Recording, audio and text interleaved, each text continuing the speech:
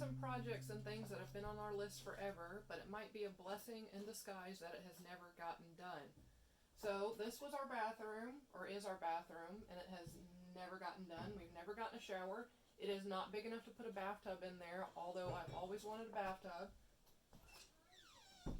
And then, of course, our living room area. We love our couch. We love the built-in, but it's just doesn't have that exact comfort, and it doesn't really fit us all. So if we're like sitting down watching Little House on the Prairie, we just don't all fit. You all have to either sit up straight if you all want to fit, or someone has to lay on the rug. I've kind of been talking to Matt about some other ideas that I've had. I mentioned before that eventually out the back we wanted to build like a laundry room, muck room, and it'll probably have all the shelves for most of the clothes to just be folded out there. And then I thought, well, what if I could put a second bathroom out there? So I liked that idea for a little while, and then I changed my mind again because I really don't want to sacrifice any space in the laundry room, whatever you want to call it, area. I want as many racks and things to put clothes as I can get. So then I thought about, what if we move the bathroom all the way down to that back wall, and then the door that eventually goes to the back laundry room is in our room.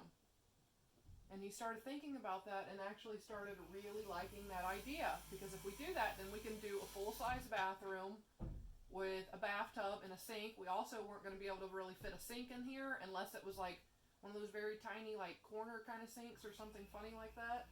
And here on this wall, I was going to do an L-shaped bookcase that goes all the way up to the ceiling. So now we'll probably leave up this wall, maybe scoot it down just a little bit more to get a little more pantry room over there. But we're going to end up doing like a big, not really entertainment center, still a bookcase. Lots of shelves for books, and then this, we'll probably end up putting this TV on it. We kind of go back and forth on whether to get rid of the TV, keep the TV, get rid of the TV, because it is a huge waste of time. But sometimes when it's just rainy outside, it's a good thing. It comes in handy. But we can still use a laptop, so we're still up in the air about that. But we'll probably keep it because we do like to watch our YouTube videos on there when we show the kids our videos.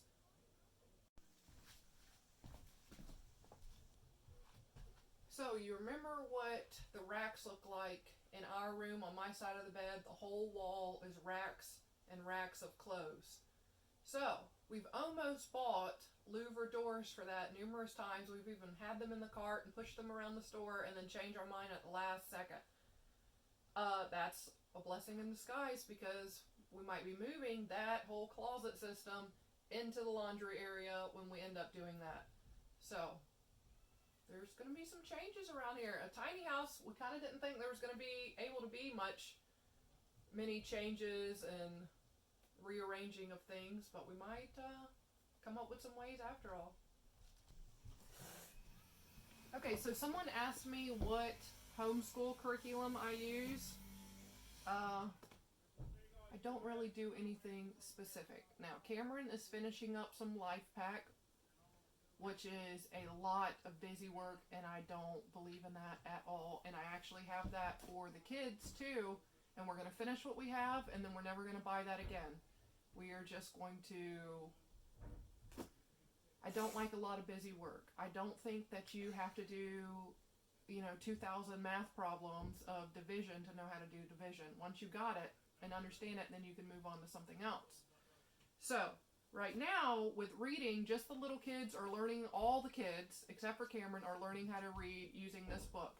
Now, a lot of people at our church use How to Read, Learn to Read in 100 Easy Lessons, that one, or just typical phonics. I had this one. I was going to go get all the other ones, and I decided, you know what, since I already have it, I don't think it matters so much what you use, it's just how much you do it. So, Cameron actually works with them 15 minutes a day, sometimes a little longer for some of the older kids, and their reading is improving huge. So much. Hi, Care Bear. So this is Learn to Read with EP. It's all in one homeschool, easy peasy homeschool. This book isn't free. It was on Amazon for $10 to $15. but it's free online. So if you don't mind being online and letting your kids be online, if you can come up with like some safe way where they can't click on any other websites, then the easy peasy is great to use their resources. So the online version will show you like, let's see, it'll show you like one word at a time. The kid tries to read it, put the headphones on, have their quiet time. Hush, baby. The kid will try and read it, and then they can click on it. If they don't know it, then the lady will say dog, and then she'll go through them, and she'll keep going through them over and over again, and then eventually a green check mark will come up, and if they think they've done good enough, they can click on the green check mark. Then she will go through and say each word and read it and use it in a sentence.